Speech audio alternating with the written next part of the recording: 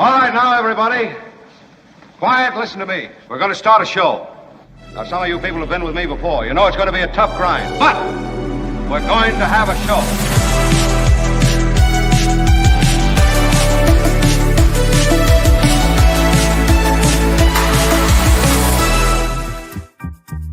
Oh, it is so great to be back. It's the Mark Thompson Show. I'm Mo Kelly in for Mark, and I was monitoring the chat, and someone was saying, it's like, wait a minute, is Mo filling in for Mark? Because Mo is usually on time. I don't know if that's true or not. So I decided intentionally just to be a couple minutes late, just to keep you on your toes. Happy Tuesday morning, and let me say this, good morning to you, Tony, who have been with me for so many years. I appreciate you on this next portion of my entertainment career. Tony, it's good to talk to you. Guys, talk to you, man. And YouTube's more fun, let's be honest. And Kim, it's always great to talk to you. And we have, there's nothing that I can do here without your assistance and guidance. So thank you as we get this going. Not only today, I'll be with you for the rest of the week. Woohoo! So, thank you, Mo. Thanks for filling in. Absolutely. And this is where I want to start today. Do you remember, let me back up before I go forward.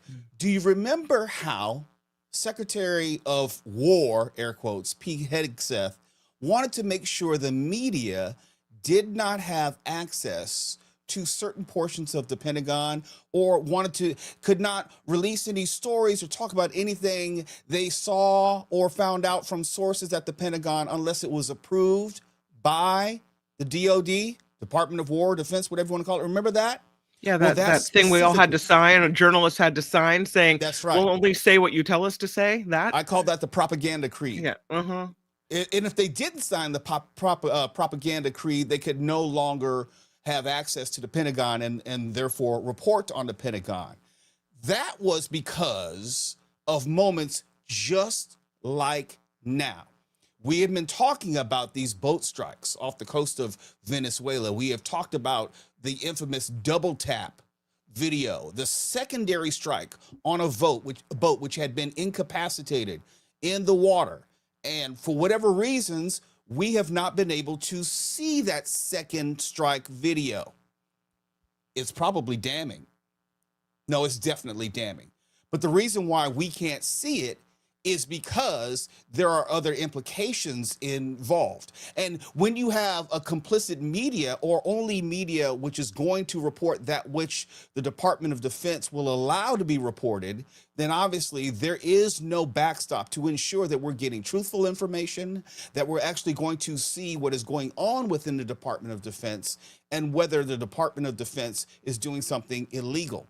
Now, if you've been watching the president has waxed and waned about whether he is going to approve the release of this video. At one point, he says, I don't care. It's up to Secretary Hegseth. And more recently, he said, no. We're not going to release that second video. I bring this up because Congress, trying to at least appear not as toothless as we know it to be, they have put together this defense bill which would limit Pentagon travel funds until that secondary boat strike footage is released. That's the good news. When I say good news, there are at least some checks and balances. You at least have some co-equal branches of government working here. That's the good news. But here is what I think is the bad news, and I think why people should not get ahead of themselves and think that this is going to lead somewhere remarkable or significant. If we go back to the beginning of this iteration of the Trump administration, you had the inspectors general who were fired. This was already putting a plan in place to make sure that there would be no consequences, no meaningful investigation, nothing would happen regardless of whatever happens within the Trump administration. So now we have a situation where under normal times, with conventional wisdom, this would be a massive, massive controversy and heads would roll, but not in 2025. So here is most likely how this story is going to end, regardless of the fact that there is this defense bill that would limit Pentagon travel, regardless of the fact that there are members on both sides of the aisle who have expressed concern about this double strike incident. Regardless of all that, I'm going to tell you how this is going to end. Pete Hegseth may or may not be forced to resign. But that's as far as it's going to go. And he's going to be the sacrificial lamb at best. And if he's a sacrificial lamb, it will only be because the controversies and the negative reporting will have piled up so much that the baby in chief, the infant in chief, will not like all of this negative reporting, taking away from the things that Donald Trump would rather talk about and also get the credit for, which arguably he is not deserving. But you know how the mind of Donald Trump works and so forth. This is the only thing that's going to happen. Pete Hegseth, at worst, will be fired or forced to step down. There's not going to be some tremendous investigation. There's not going to be any criminal charges. There's not going to be any fundamental change in the Department of Defense / War. And I say Department of War just to mock it because it's still the Department of Defense and it will always be the Department of Defense. But for the sake of this conversation, I will throw it in there because that's how ridiculous this timeline happens to be. And Kim, let me come to you on this one. Mm-hmm. I happen to have a very cynical outlook on everything which has to do with the Trump administration. In other words, I know that the things that the Trump administration will do, they're going to privately profit from, they're going to publicly lie on, and there are going to be no consequences for either. But in the assessment of this double tap video strike, have I missed anything which could happen or which could suggest that this could be perilous for the Trump administration? Well, the question I have is this. If, as you say, it's likely that this boat, either all of the boat strikes or the double tap strike or whatever it is, would force Hegseth out. What about the legality? Who decides on the legality of whether or not we can keep blowing up these boats in the Caribbean? And if Hegseth is out, does the next guy just come in and keep blowing up boats? So is it only Hegseth is forced out, or is it Hegseth is forced out and we can no longer blow up these boats? Or does the murdering of these people who may or may not be running drugs to the United States, drugs which may or may not be, close to our shores even, does that just continue with some other guy in charge? I say guy because they'll never put a lady in charge, right? No, it's a great question. I think a lot of it is easily answered, if only because the only real pushback up until this point has to do with this particular incident. Now, they have been bombing boats for quite some time, and it hasn't been necessarily popular, but there haven't been any consequences to that. So let me take your scenario and let's walk through it together. Let's say Pete Hegseth is removed, that he's forced to resign, any of that. We know that there won't be any criminal consequences because the government is not set up to actually hold anyone accountable within the Trump administration. So we'll get another lackey. We will get another Trump loyalist. Part two, whether they will continue the boat bombing, absolutely, because it's a part of the wider Trump doctrine, if you will, foreign policy initiative, where that they are going further. When I say further, not necessarily physically further, but they're increasing the escalation with Venezuela. And that is going to continue. Now, it may not be in a way that we'll be able to see.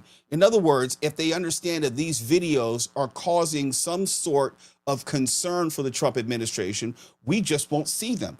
Mind you, I didn't understand why the Trump administration even showed us these videos in the first place. Now, I know why they did it, but it didn't seem like it was well thought out, if only because the first question which popped into my mind, and I thought it should have popped into everyone's mind, is if you can show us the videos of you murking, my word, murking people on the high seas, then you should be able to also show us the evidence and the probable cause and whatever other information that you had, which delineated that these were actually boats carrying contraband, drugs, some sort of illegal substance, and you could show us their path, their charted path, and how likely it was going to end up in the United States. We saw none of that.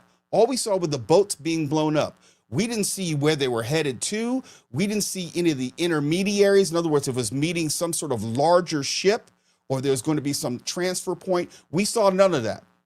And if you show us the boats being bombed or missile strikes on the boats, then a reasonable person, and I would like to think I'm reasonable, a reasonable person would also want to see the underlying evidence. And we saw none of that. So to go back to your question, Kim, what happens now?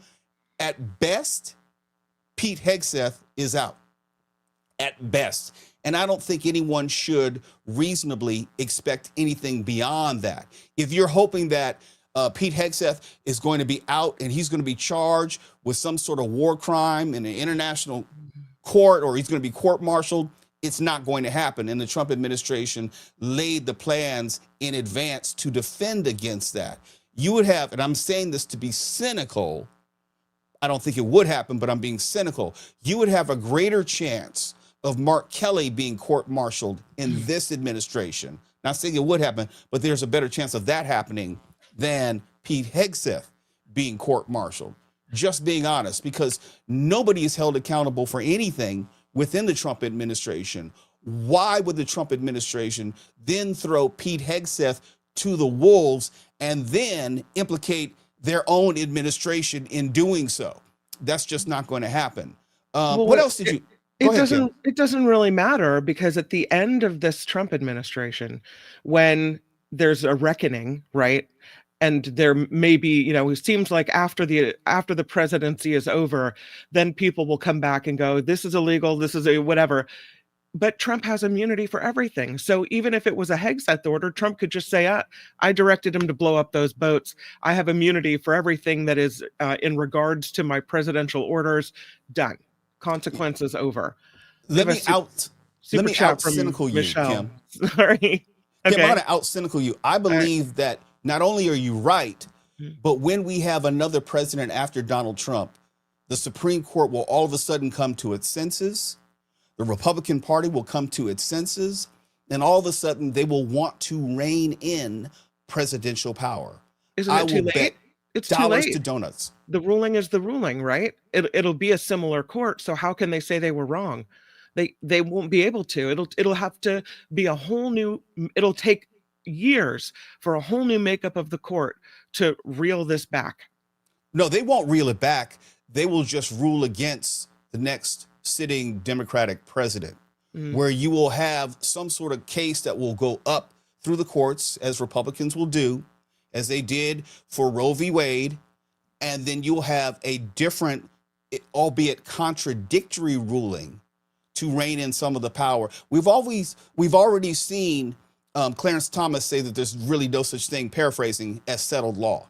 So they've already planted the seeds for going back and forth as they see fit, and they've already contradicted themselves in relation to Donald Trump. The only consistent theme is they tend to side with him when it comes to rulings which directly impact him, the president. Now, when it's just more general policy, then there is a chance that they would side against the Trump administration. I think this is really going to be put to the test when we see this birthright citizenship decision made. I happen to believe they're going to overrule birthright citizenship because they've been moving in that direction. They've allowed this president to enact immigration law with impunity, even though it may be in direct contradiction with what heretofore was considered settled law. The things that they're doing, Joe Biden would never be able to get away with it.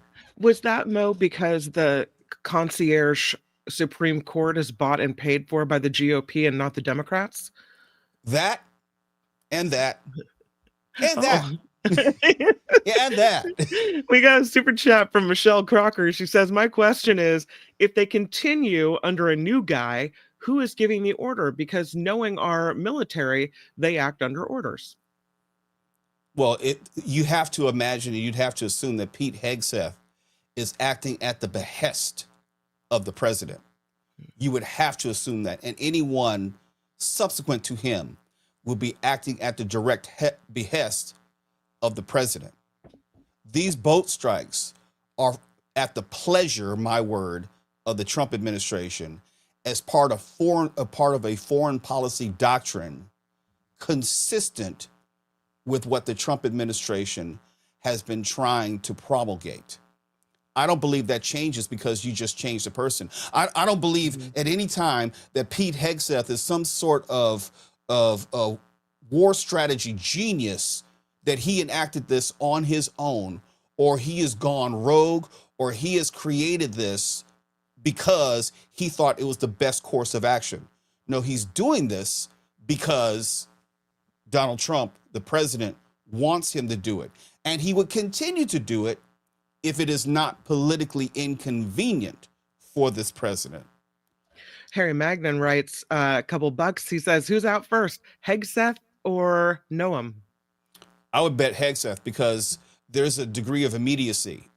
Everyone is talking about what's happening off the coast of Venezuela in a way that they're not talking about immigration. And immigration is working for this president in a polling, in a political and legislative sense. What's happening in Venezuela, I don't believe is getting the same type of return on investment as immigration. So if anything, if I were advising the president and I were a Republican, neither of which is true, I would say, hey, you keep Kristi Noem because that has been working for you domestically. He's not getting anything out of what's happening off the coast of Venezuela as far as the politics of it. Now, he wants it to turn into something, but going into the midterms, what's happening off the coast of Venezuela is probably more damaging than it's helping. What's happening with immigration, and we'll have videos to this in just a moment, Donald Trump continues to talk about how there's zero illegal immigration at the border, or he will tout that as one of his successes. So if anything, for public perception, he's going to keep that train moving in the same direction. And I would believe Secretary Noem has more rope than Pete Hegseth at this point. We lost Tony. His internet is down, just to let you know. I will say that it seems to all go hand in hand, where Trump's whole thing was, I'm going to get these immigrants who are bringing drugs across the border. So in that way, ICE and the drug trade, in his mind, seem to go hand in hand. It seems like that to me. And so the release of the videos may have been this machismo thing where, see what we're doing, see we're able to do this. And so to him, maybe the release of the videos is kind of whipping up that cruelty within his base. And that's why the videos have been, pushed forward, and not, as you say, the proof pushed forward. Yeah, I'd agree with that. But if you think about the actual pushback that the videos have led to, there's been more congressional pushback, and I would say palpable outrage and effective outrage regarding, these are snuff videos. We're seeing people murdered. Yeah. And that engenders a very different response. And I'm not trying to belittle what is happening to people right here in America regarding immigration enforcement. But I am saying that when you see people murdered, that hits a little bit differently, as the young folks would say. And that requires a much more immediate response in the way that we've been dealing with these ICE raids for the past 7-8 months. And not anything has changed. In fact, it's gotten worse. They've gotten more aggressive. They've become more bold. And they have been more violent in many ways, depending on the circumstances and the videos that we've seen. Now, we've only seen maybe 5 or 6 or so of these boat strikes, but the way that they have been received has been a much more visceral response than some of the immigration videos. And I'm not saying it should be that way, but if I were to bet, I think it tends to the fact that we are watching people on broadcast television being murdered right before our eyes. And that forced people on both sides of the aisle to not only respond negatively, but to act in the moment. I just think it hits differently. Not that it's more or less important. It's just that it's not often where you can just turn on the TV and say, oh, 4 people just got killed right in front of me. Do you think I'm being dramatic if every time I see one of those killings, I think they're doing it in my name as an American? Because they represent me in government. And so when I see that, I think, they're doing that because they think they're representing me and what I want, or America in general as what we want, right? And I feel sick inside. I do too.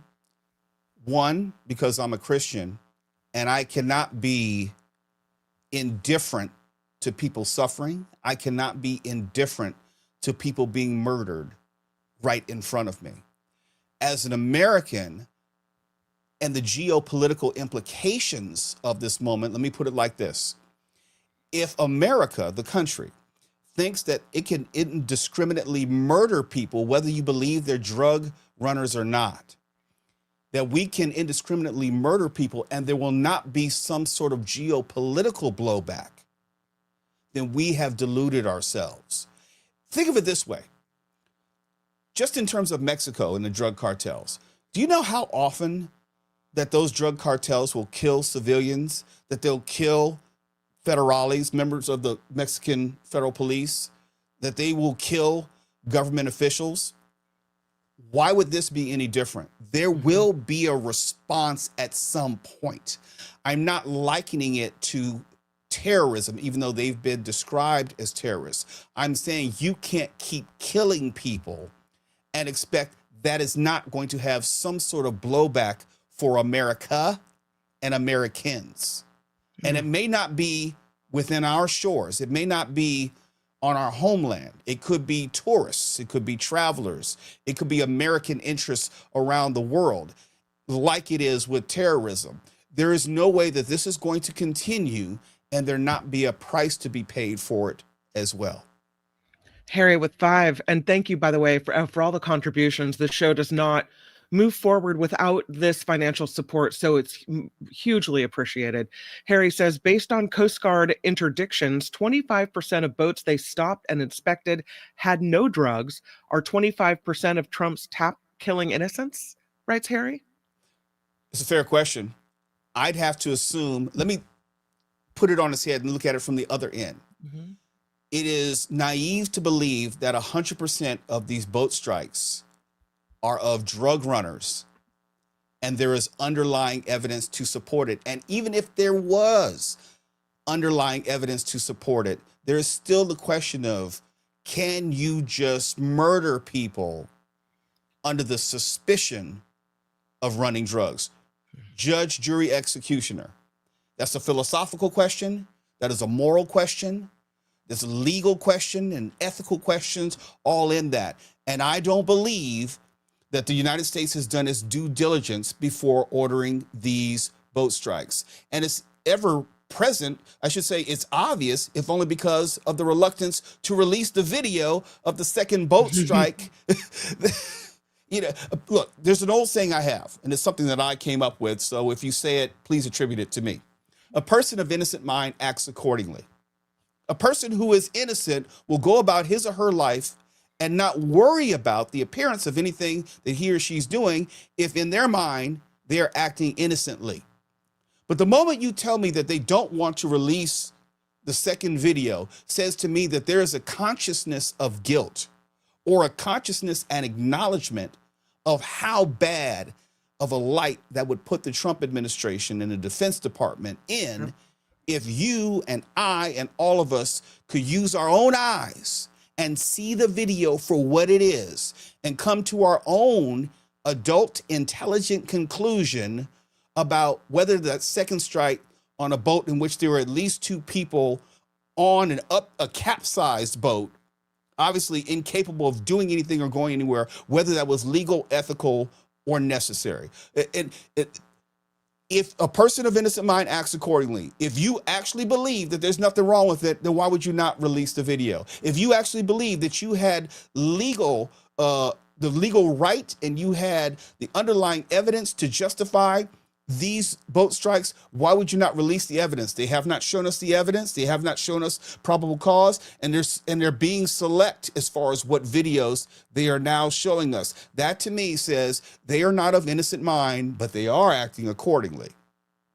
This effort to basically ground Pete Hegseth by taking away any funds for travel until the boat strike footage is released and putting it in the defense bill would you call this a bipartisan effort to get the videos released of this, and is this evidence of more cracks in MAGA? Well, in a definitional sense, bipartisan only needs one person of the other party. Mm-hmm. So sometimes we confuse bipartisan as there being an equal contingent on both sides. That doesn't mean that. So yes, it's bipartisan. In other words, there are some Republicans, which leads to the answer of your second question, Kim. Are there cracks in MAGA? Yes. But are there cracks in the sense of whether it's going to let just a little water through in the dam, or is it going to impact the structural integrity of the dam? And that's where I think a lot of people differ. It's like, yeah, there are cracks in MAGA. You can look at Marjorie Taylor Greene. That's a crack in MAGA. You can look at people, Senator Thune, who's criticized Trump. You can look at it as a crack in MAGA. But are those cracks, are they going to lead to the dam breaking altogether? I don't think we're there yet. I think we're still a ways away from that. So both things can be true.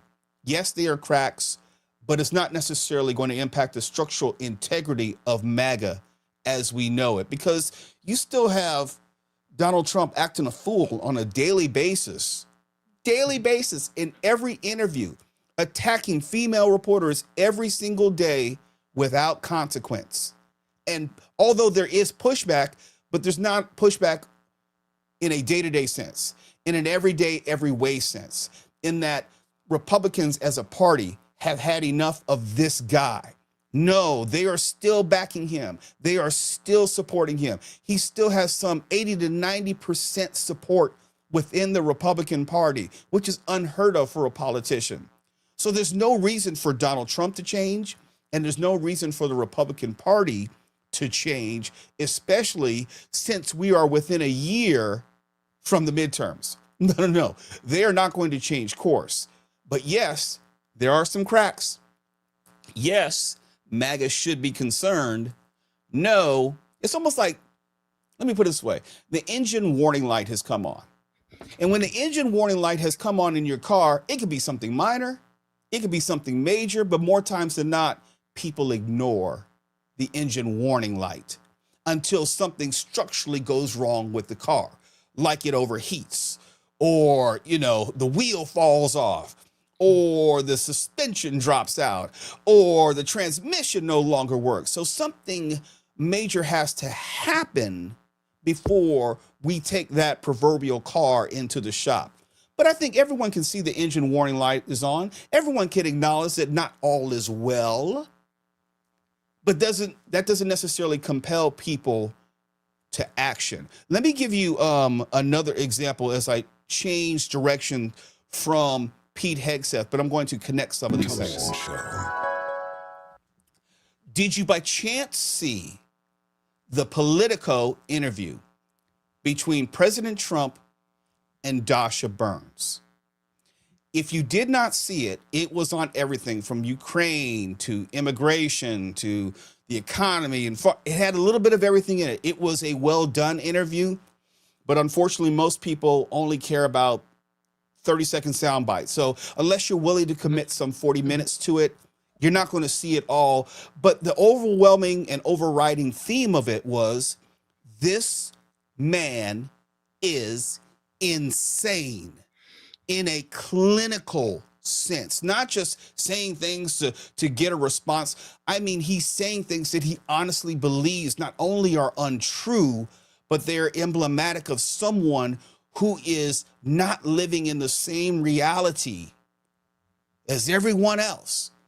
And when we talk about, Kim, you made mention of immigration and the larger picture of what he's doing in Venezuela and how that may connect to his world doctrine of immigration. I want you to watch this video and see how Donald Trump has a consistent theme of everything and everyone connected to brown people, be it in Venezuela, be it in London, be it in Europe more generally, is a quote unquote disaster or ruining the world as we know it. That's the Trump doctrine. So watch this and see how it connects to immigration here in the United States. See how it connects to what's going on off the coast of Venezuela. It's all connected. Go ahead, Tony.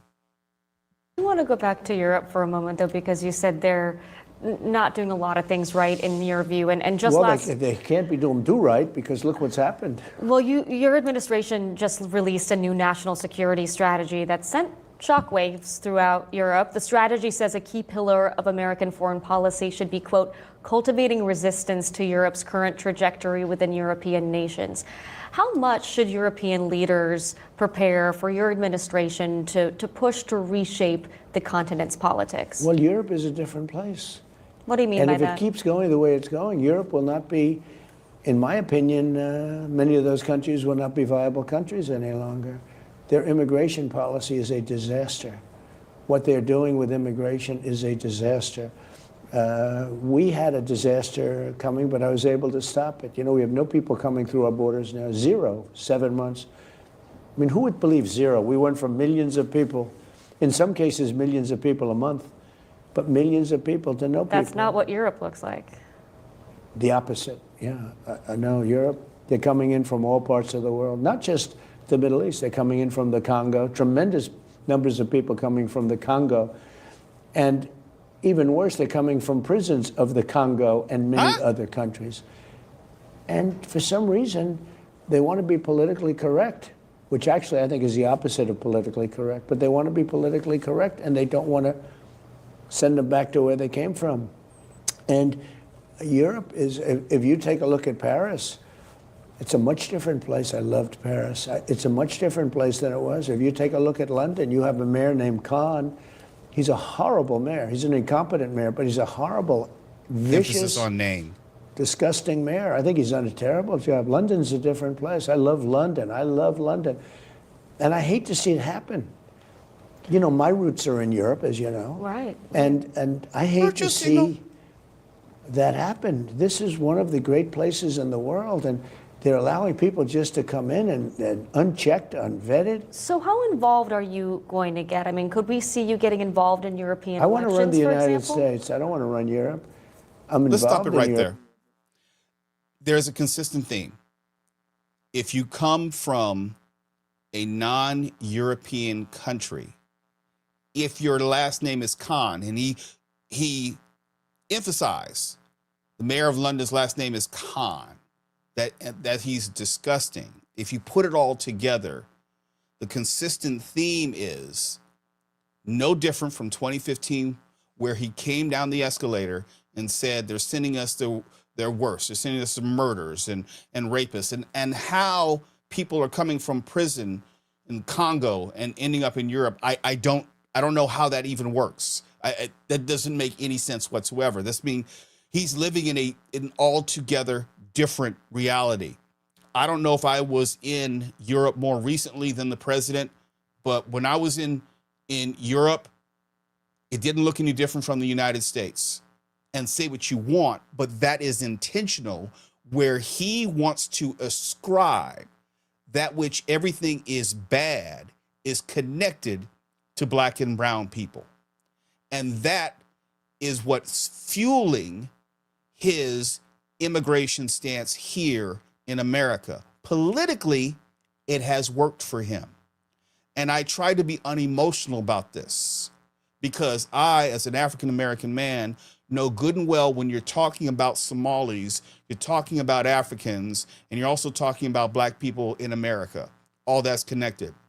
I, as someone who has Latino heritage in my background, know good and damn well when you're bombing people off the coast of Venezuela, you are then belittling the value of ostensibly Venezuelan lives, who we don't even know for certain are actual drug runners, and we do know for certain is not punishable by a death sentence and missile strike. But when you keep characterizing people as being less than, and demagoguery where their lives are meaningless and valueless, then you then set the stage for their murder to be an acceptable response. And what you're seeing off the coast of Venezuela, and what you heard in that interview as he was talking about Black and brown immigrants going to Europe, it is a consistent theme of everything is anti-Black and brown. And if you're not Black and brown, then you may not be as emotionally impacted because it's not going to touch you.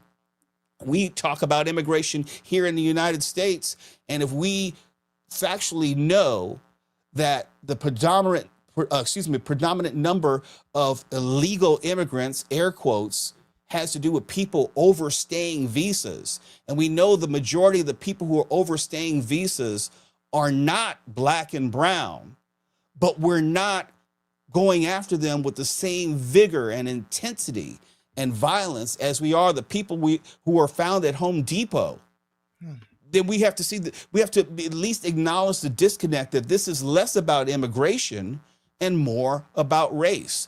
I am all for legal immigration, but if you're pulling people out of the line while they are hours away from becoming citizens, because they represent a group of people who have now been classified and characterized as dangerous. And this just happened yesterday. I don't know, Kim, if you saw this story. We had people in line for their swearing-in ceremony who were pulled out and detained because they fit the description of the Trump administration as far as dangerous migrants. That's not about legal immigration. That's about bastardization of the whole idea of what it means to come here legally. It's like you don't want legal immigration. You just don't want certain people to be able to legally immigrate here. So it's not about the law. It's about the people that you don't like. I would not have made the connection that when Trump is talking about Somalis, that it's kind of a ding, if you will, on the population of African Americans as a whole. Is that what you were saying, kind of? Yeah, let me put it this way. Yeah. Unless you are very, very attuned to the specifics of what people from Africa look like, most people can't identify just by look the difference between someone who's Ethiopian, from Eritrean, from Somali, from Congo, from Egyptian. But if you just walk by them, you know they're Black. In the parlance of race, if Ilhan Omar walked by, you know by ethnicity she's Somali. But if you just look at her, she passed for Black. And the anti-Black and brown sentiment is consistent in the way that the Trump administration will talk about Jasmine Crockett. We'll talk about her before the end of the show. In the way that the Trump administration and allies will talk about Ilhan Omar and anyone else who fits the description, there is a common theme of anyone who is not white is somehow an enemy or somehow dangerous to the United States, with the exception of the white South Africans who were given a pass because of the fake genocide in South Africa. They were allowed to come into the country. Because, and you know this, Kim, because originally I were told that it was about arresting the worst of the worst. It was about deporting the worst of the worst, those with criminal records, those who were a part of MS-13 or Tren de Agua. It was about getting those individuals out of the country. But then we come to find out that ICE has arrested nearly 75,000 people with zero criminal records. So it's not about removing the worst of the worst. It's not about getting out the gang members. It's not about getting those who are not even trying to come into the country legally, as I just told you about it. It's about removing subsets of people of certain ethnic origin and making sure that either they're not able to come into the country or they are removed from the country. That is the consistent thing. And you're completely right, because who among us wouldn't have said, remove the criminals, excellent idea. Let's go forward. I don't want the murderers and the drug runners and the whoever else in my community. Gotta go. You're gone, right? Yep. But it's very clear that you're right. When they're showing up at a swearing in ceremony, when they're showing up where people are in court legally trying to comply with immigration regulations in the United States, those aren't the people that are criminals. Those are the people that are following the rules. So, and I was reading a story, Mo, about this. There's another push, I guess, to increase the number of deportees. They want to up their, Yes. it's called Their quota. Operation Irish Goodbye. Hey, did you hear about this?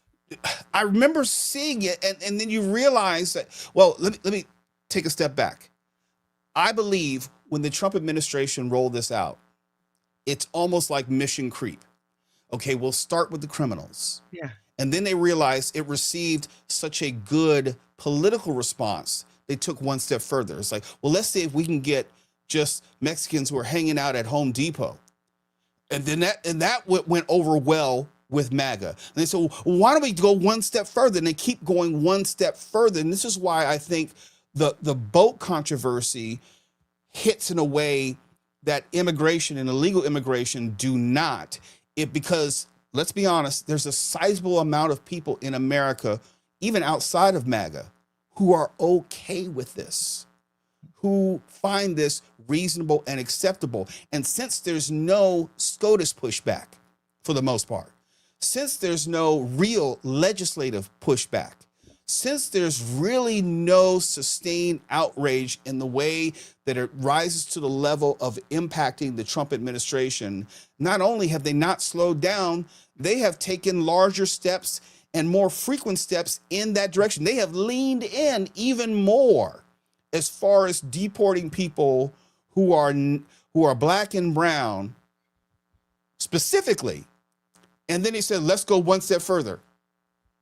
And now it's filtering around to just about anyone who may not look or appear a certain way.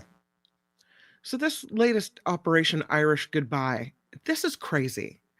Yeah, these are people who, remember when the Trump administration said, listen, we encourage you to self-deport.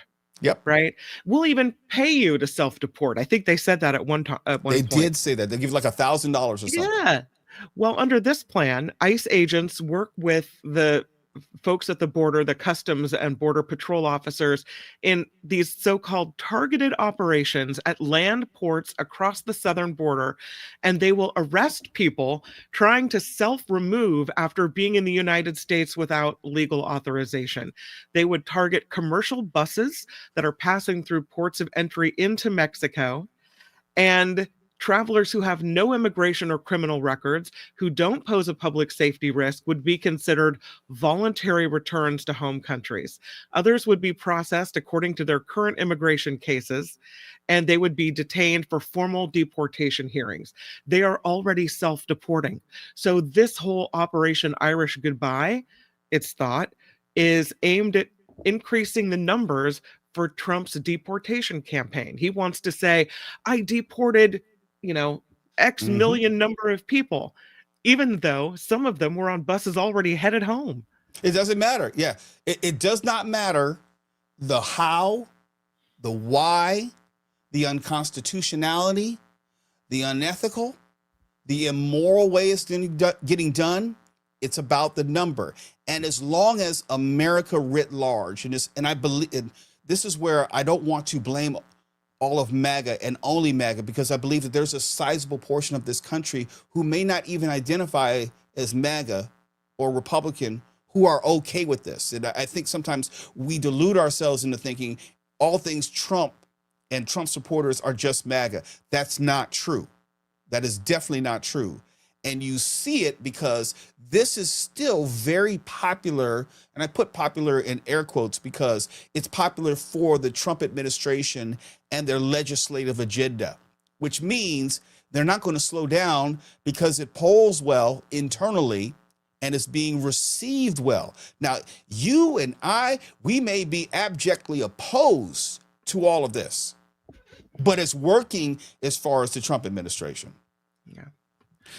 We have a few super chats that I wanted to throw out here. CC Ryder, thank you for the 10. She says, Trump hates to admit actions by his cabinet are wrong. Firing Hegseth for this would be a huge admission of wrongdoing that would further fuel chance for hearings, legal investigations, and the White House knows this, she writes. Yeah. I don't disagree with that, but there's a larger goal which has to be considered. And although the Trump administration may not want to, quote unquote, admit wrong or act like one of their loyalists did not do a good enough job, but no one is bigger than the Trump administration. Mm-hmm. No one is more important than the Trump administration. If Pete Hegseth keeps getting in the way as far as headlines or controversy of what the Trump administration wants to do, and I don't know if the Trump administration is telling Pete Hegseth to go out there and do push-ups, pull-ups, and sit-ups, and all this performative art. But the more he does it, the more it takes the focus away from Donald Trump. That, to me, has been more of a sticking point with this man than the other things. And Pete Hegseth seems to be more of a problem than he is a solution. And at a certain point, you have to get rid of the problem, even though it may even be embarrassing. Now, they'll spin it, but it may be embarrassing, but only for a short time. Let's not forget, they were changing people in the cabinet like shoes in the first administration. They have shown, comparatively speaking, some restraint. They have not necessarily gone down the road of just changing out Secretary of State and changing out Secretary of Defense and changing out the White House Chief of Staff. And they went through 3 or 4 at each position in the last administration. So comparatively speaking, they have been, I'll say, disciplined on some level to not just unceremoniously cast people aside. Mm-hmm. But there is a tipping point with everyone, be it Kristi Noem, be it Hegseth, be it even a Susie Wiles. I mean, there's a point of no return for all of these people. And the president probably will wait until the very last minute. If anything, it may happen over the holidays, maybe around New Year or something, where people are focusing elsewhere and it's not as big of a news story. But if Pete Hegseth keeps going down this path, he's not going to leave the Trump administration any choice. Michelle, thank you for the 5, Michelle. She writes, what consequences, if any, can we expect or hope to see after this administration leaves office? Kim, you know what I'm going to say as a cynic. It's been made very clear. There are no consequences coming for anyone of note. Now, does everyone have the same immunity as Donald Trump, the president? Absolutely not. But if the past is prologue, the Democrats have been way too freaking nice. And in the past, they said, well, let's just move forward. They've always tried to take the high road when it comes to this.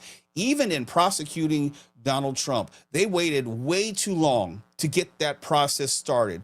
And so ultimately, it all fell apart just because they're bumping up against the next election cycle. Maybe it's a cynic in me, but I don't see how you could have somebody on tape saying, I just need 11,780 votes. If there is no consequences for that, there's not going to be consequences for anything. Nothing. Vilma, thank you for the 20. Vilma writes, when this administration is gone, they will take our money, our natural resources, deplete our human rights along with our weak defenses, and leave us with absolutely no allies.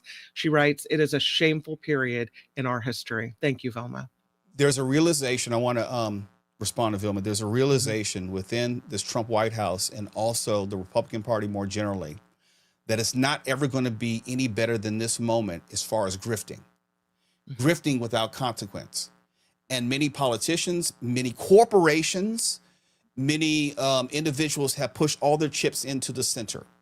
And you're seeing a lot of these deals, these tech deals, these corporate entertainment mergers going down right now because there is no other time in history where all these things could happen. And people could make all this money and fleece the government with no consequence. And so you're going to see a lot more of this before, I would say even before the midterms, because let's be honest, there's no guarantee that this president is going to live past 2026. And I'm not saying that for hyperbole or effect.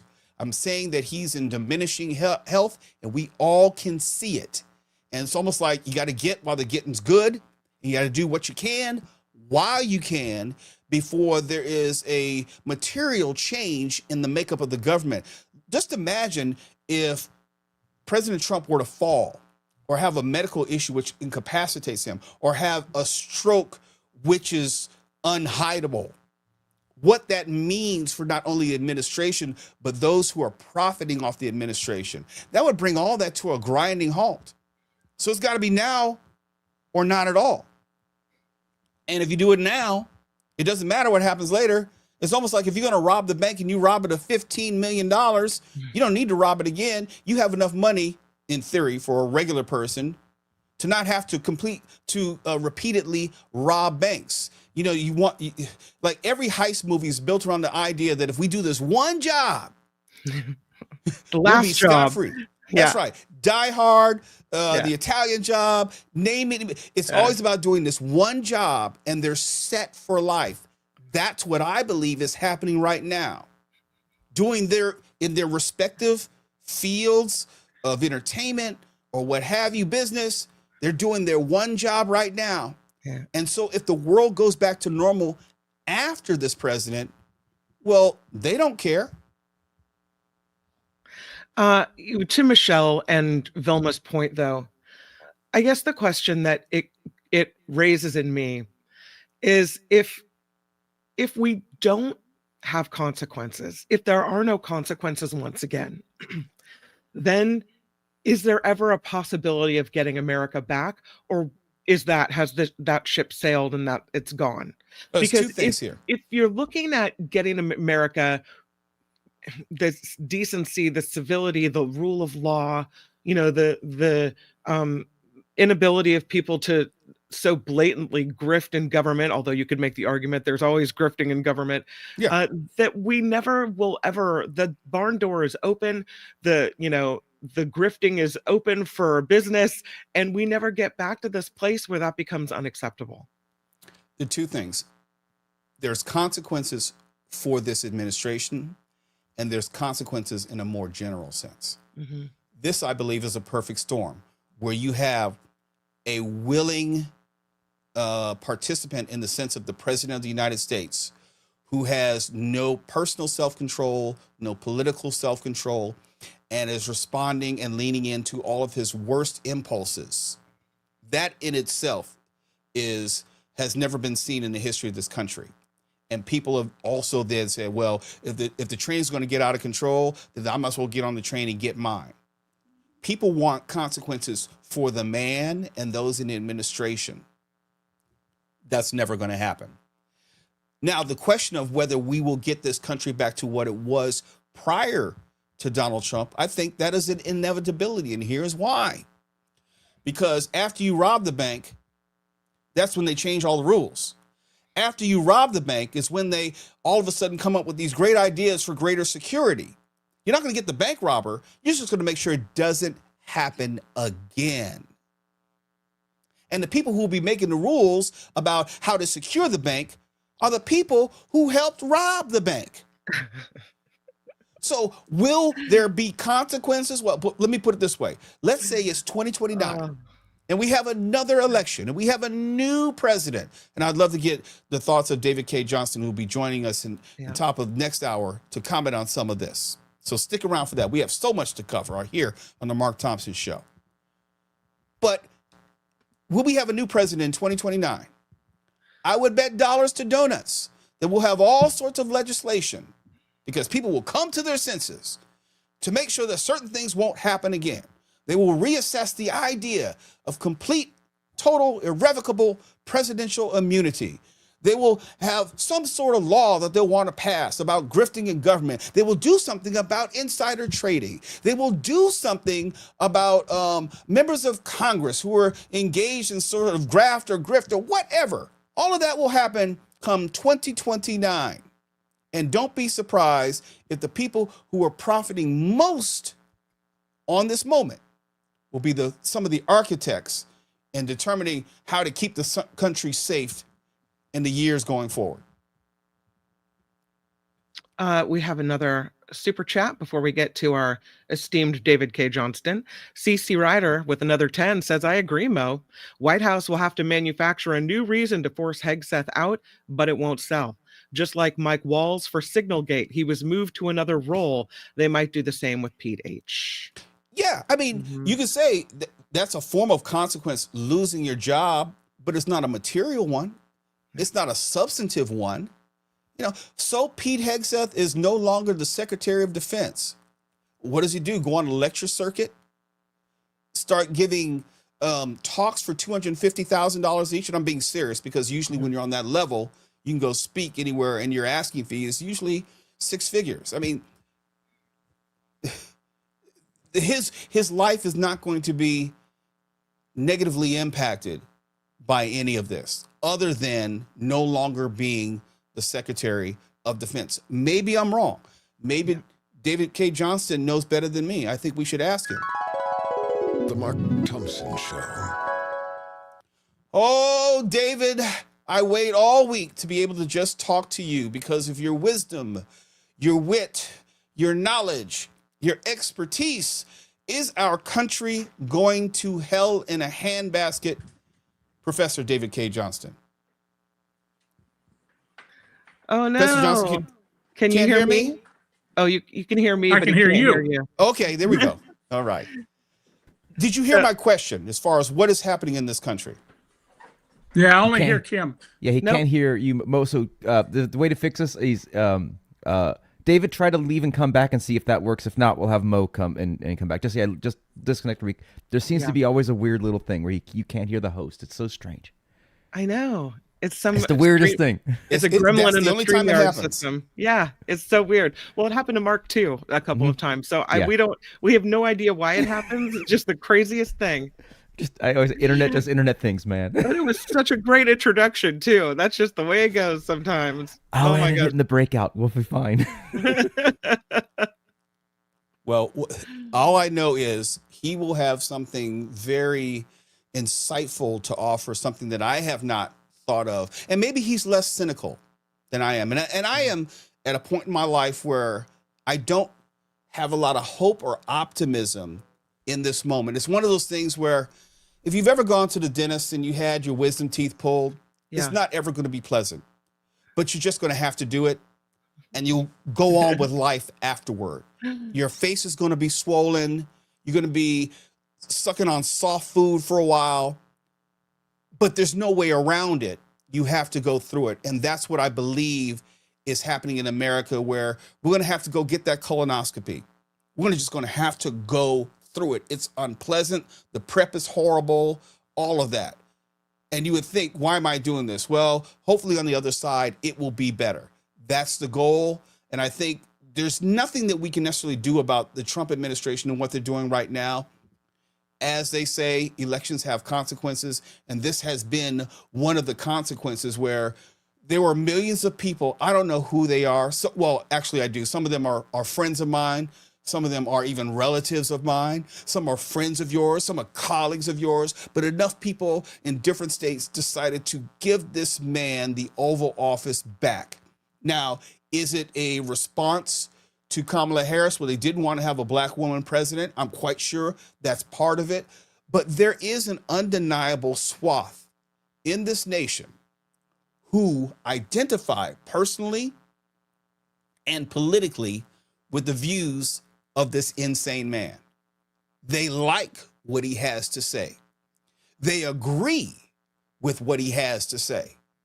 And time again, there is no real antidote for it. I don't, and at a certain point, it's almost like it's like a disease. You're just going to have to ride it out. There's no cure. The only way to get through is to go through.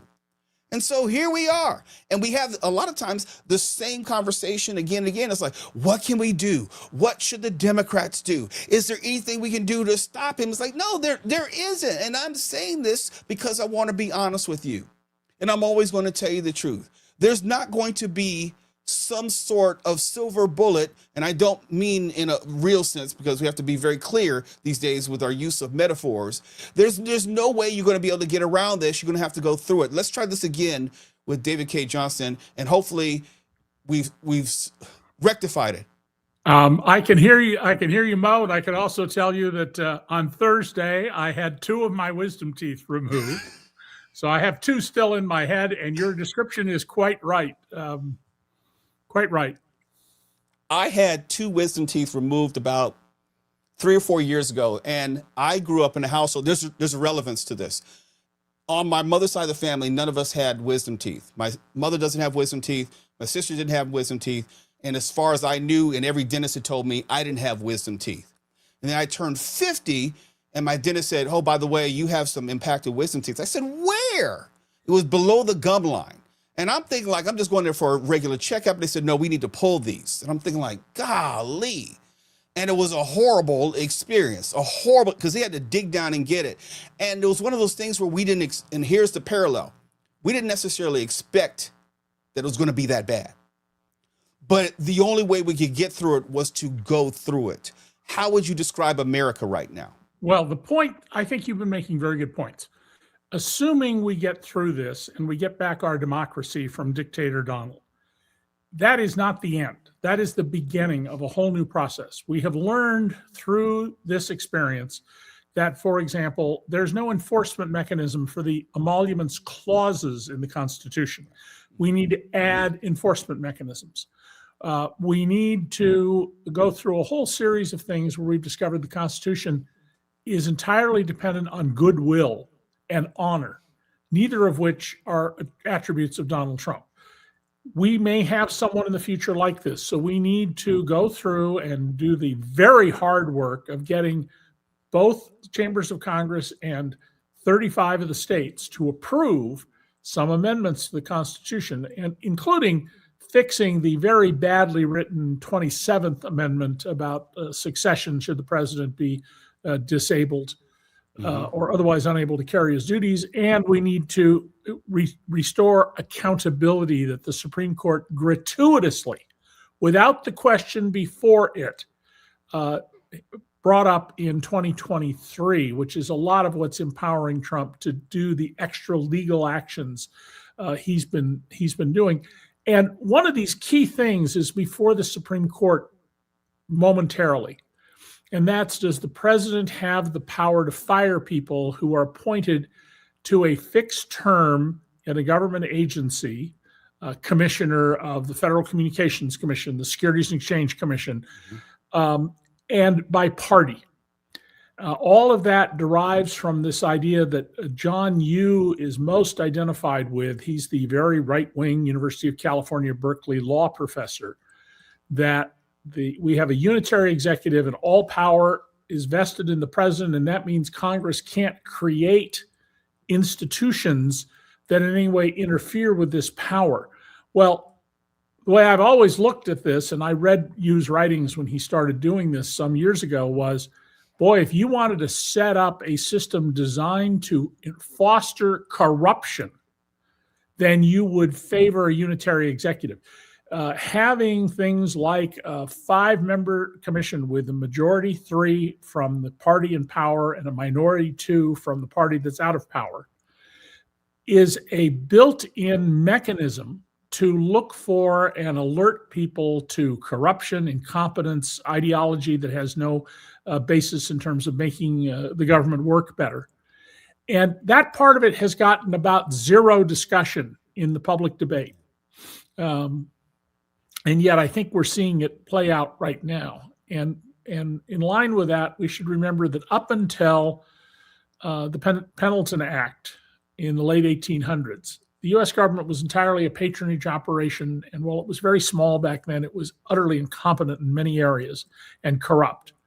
Having professionals in a civil service, whether they're scientists, economists, historians, chemists, just managers, is one of the reasons that we are such a wealthy country today. And if we replace everybody at the whim of a president and we end up with people like Kristi Noem, Pete Hegseth, and others, Secretary of the Treasury Besant, who have no business being in these jobs. They're utterly unqualified for them. We will be worse off in the future economically as well as culturally and socially.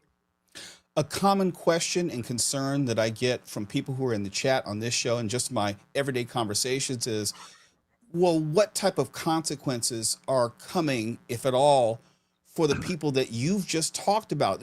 Now, you just talked about the need for an enforcement provision for the emoluments clause and the unitary executive theory. That all addresses going forward. So we don't necessarily have to deal with this again in the future. But I'm a cynical person. I don't think there are any consequences coming for members of this administration, regardless of the president. Do you agree with that? No, I think that, for example, Pete Hegseth is almost certainly going to be prosecuted for murder or some closely related crime. Really? You think so? Oh, yes, absolutely. But not under this administration, clearly. Okay. But what he has done, and the officers who participated in this, rather than refusing an illegal order, which is what you are obligated to do, they should all be prosecuted, and I believe that they will be.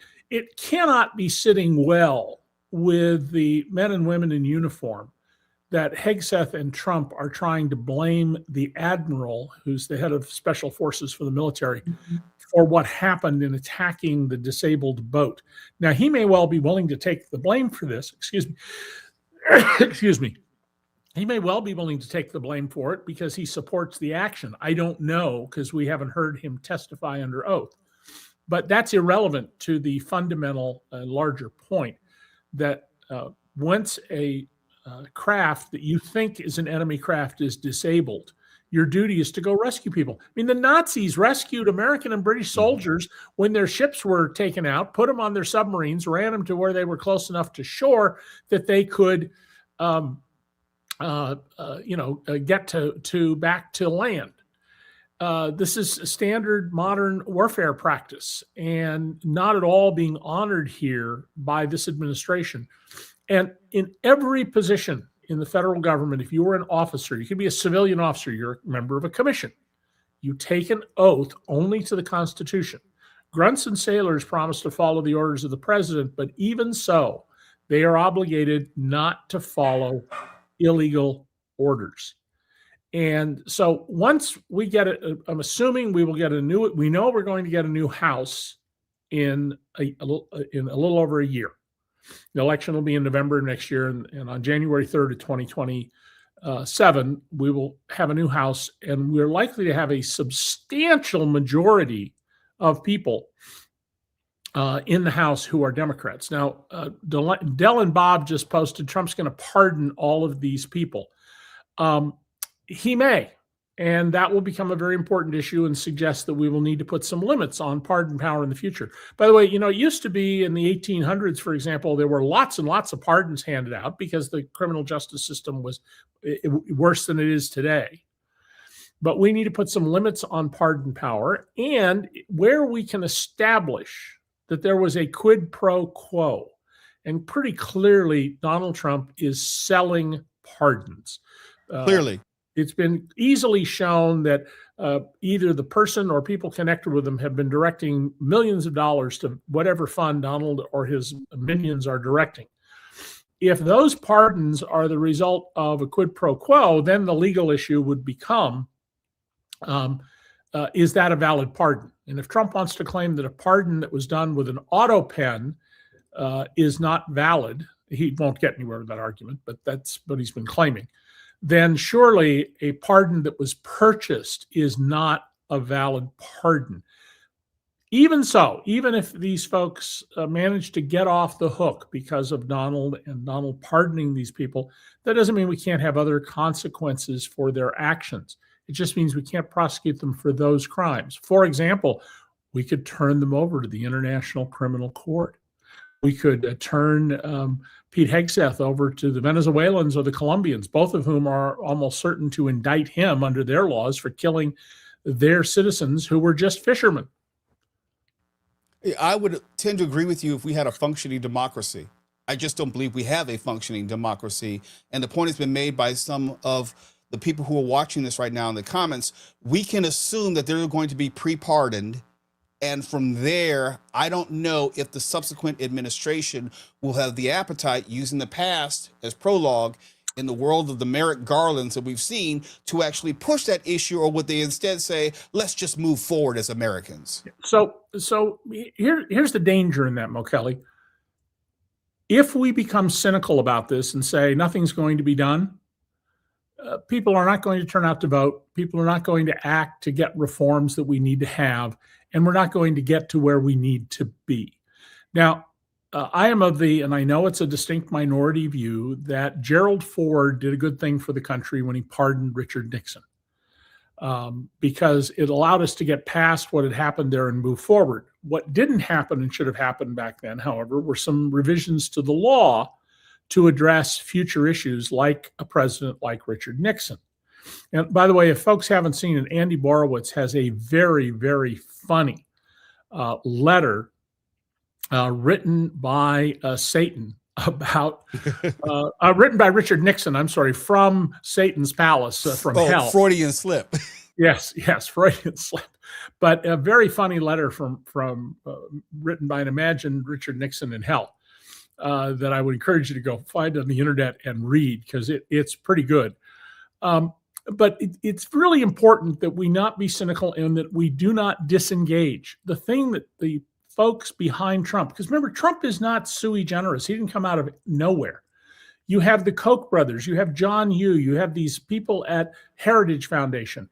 You have a Republican Party that put up for governor of North Carolina a black man who said, I want to own some slaves. You have as of last Thursday night, you have a new national security document outlining the government's position, the administration's position about national security, that is a white supremacist, right makes white, we will align ourselves with dictators and against liberty and freedom. That stuff is not going to go away just because we get a different person in the White House. We have to have a huge reform movement. It's going to be a big fight. It's not going to be without risk, because people who, for example, want to make America a theocracy are going to try very hard to rewrite the First Amendment to, in essence, say we're a Christian nation and you must be a Christian or else, and you may not criticize the government unless the government gives you permission, and newspapers and other news organizations, you're going to be strictly liable. If there's a comma wrong in your article, then you can lose the entire company. They're going to try and do that. So it really matters that people are engaged and they're vigilant, and that they recognize Trump has shown us that we can no longer run our system based on integrity and honor. I agree with everything you're saying, Professor David Cay Johnston, Pulitzer Prize winning journalist and author, but I see what's happening right in front of me. And a lot of this was predicted if there was going to be a second Trump administration. And we went headlong into this. We can't necessarily control voters, but we can't claim ignorance. You talked about how this president is selling pardons. We know how former Congressman Henry Queller has been pardoned, a Democrat. And then the president said out loud for everyone to hear that, that Queller was not loyal or thankful or, gracious enough after receiving a pardon. Cuellar announced that he's going to run apparently for office again as a Democrat. And Trump expects that a pardon comes with a quid pro quo, and which it should not, under any circumstances, come with a quid pro quo. And yes, Donald Trump is a man whom loyalty is absolute, and it's a one-way street. You owe complete loyalty to Donald, and when he's rid of you or done with you, or you find you to be problematic, he will dump you in a moment. I will not be shocked if at some point Trump tells Pam Bondi to prosecute somebody who's been close to him because he needs to somehow distance himself from someone. But the most important thing to keep in mind here is look at this in the perspective that we made a big mistake. A minority of Americans put this guy back in the White House. So lesson one from that, the Democrats didn't get the vote out. They came close. This is only a 1.5 percentage point difference. It's one of the closest elections in the history of the country. But they missed by 1.5 percentage points because they didn't get the vote out. Secondly, look at all the people now who are publicly saying, I got hornswoggled by Trump. One of the biggest leaders of the Somali community in Minnesota, most of the Somalis who live in the U.S. are in Minnesota, at least the largest concentration of them, and he was pro-Trump, and now he's completely against him. There are soybean and corn farmers now, left and right, who are saying, yeah, I voted for the guy, and that was a mistake, wasn't it? And people who recognize they made a mistake, we need to embrace them. Instead of saying, yeah, you were stupid, too bad for you, we need to say, thank goodness you came to see the light.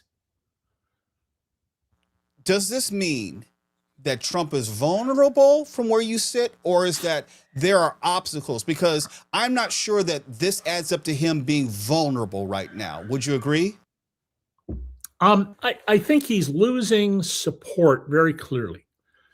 I think that if the Democrats are able to get a large majority, say 40 seats shifted to them in the next election, and if the Democrats take back control of the Senate, which remember is 50-50 right now, and the 2024 table is a better table to run for the Democrats than 2020 was, that it is entirely possible that Donald Trump will be impeached a third time and convicted this time, which takes 67 Wait. I'm not going to let you run by that. Convicted as in removed from office. That's right. And it takes 67 votes. We got 57 votes the last time. So a handful of Republicans, including Mitt Romney, voted to remove Trump. He is doing such atrocious things to the economy, to our social stability, and his attacks on science. Let me repeat something I've said in the past on this show. More than half the economic growth in this country since 1948 is because of taxpayer investments in science. It is taxpayer investments in science, not private money, that gave you a computer in your pocket, that gave you tires that'll go 70 or 80,000 miles, and car engines that'll go 500,000 miles or more if you take care of them. All of that grew from taxpayer investments in science. So Trump is now radically attacking that. He's attacking medical science, material science, biological science, which will be to our detriment. And many members in the Republican Party know this. There are lots of Democrats on the House who are saying, private conversations, the Republicans are saying to him, in essence, please rid us of this character.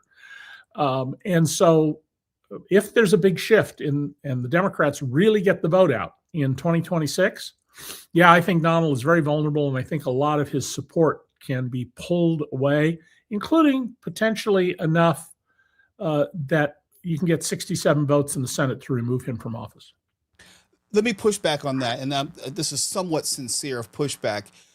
I would say that this is reminiscent of 2020, where we're talking about the moments leading up to January 6th in 2021, where you had a very unpopular President Trump. You had January 6th. You had the opportunity from Mitch McConnell and others to put an end to all things Trump, and he did not.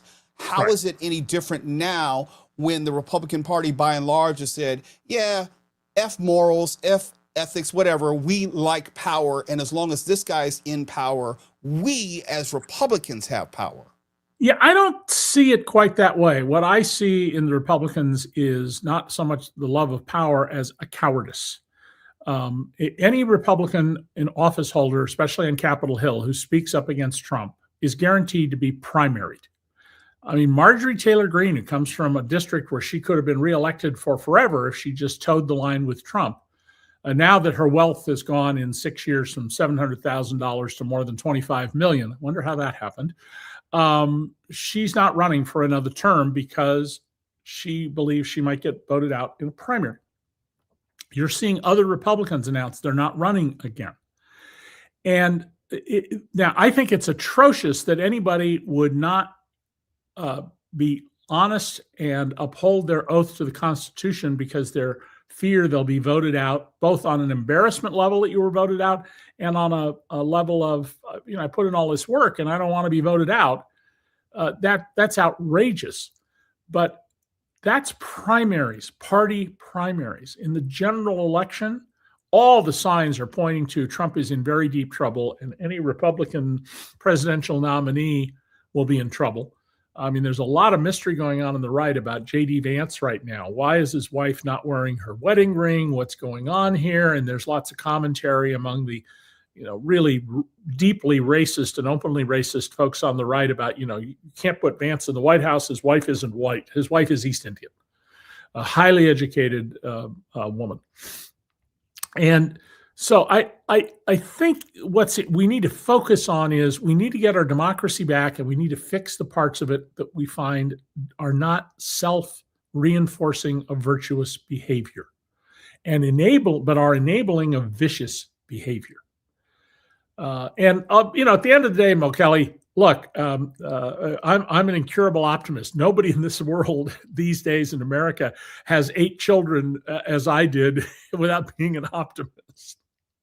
Before I let you go, David Cay Johnston, I want to switch gears very quickly. I wanted to talk about this earlier in the show, and I didn't have an opportunity, but now you give me the opportunity. We know that the Trump administration is pledging some $12 billion to bail out farmers. In other words, the Trump administration created this problem. Now they want to, quote unquote, solve the problem. My question to you is, does that $12 billion earn him any good graces with soybean farmers, for example?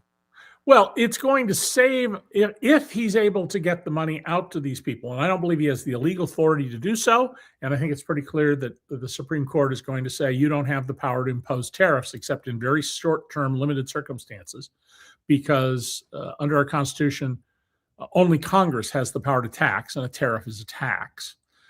But assuming he's able to get the $12 or $13 billion out to soybean and a few corn farmers, it will get them through this winter.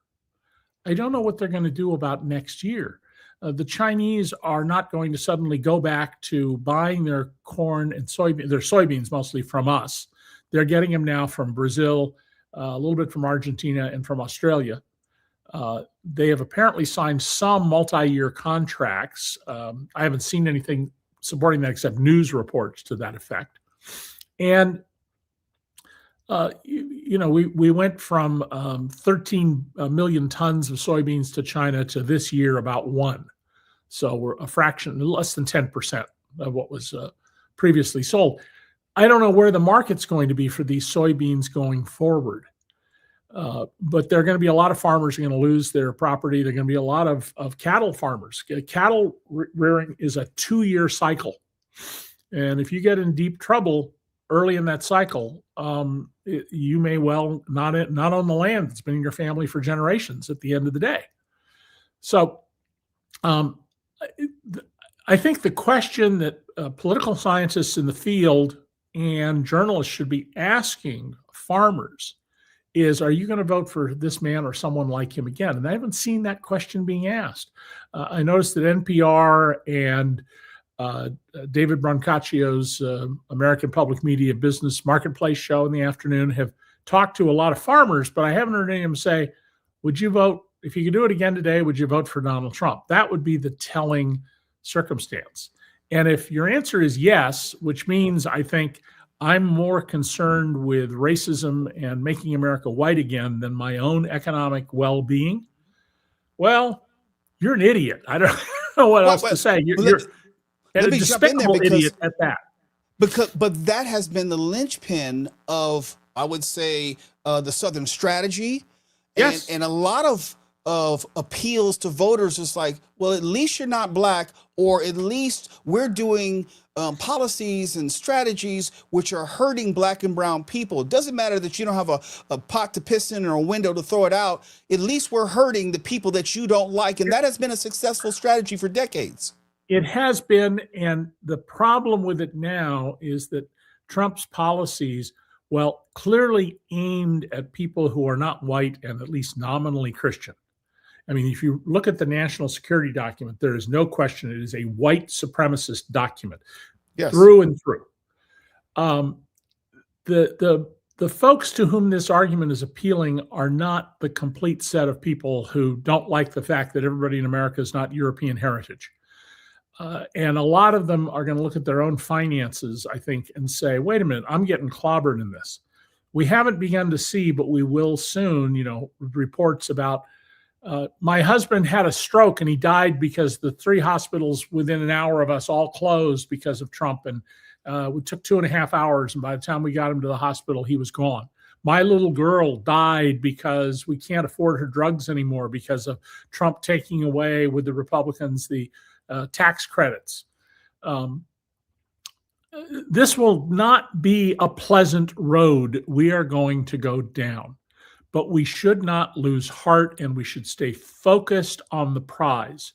And the prize is to get a society that is more equal, more fair, more holding those in power to accountability.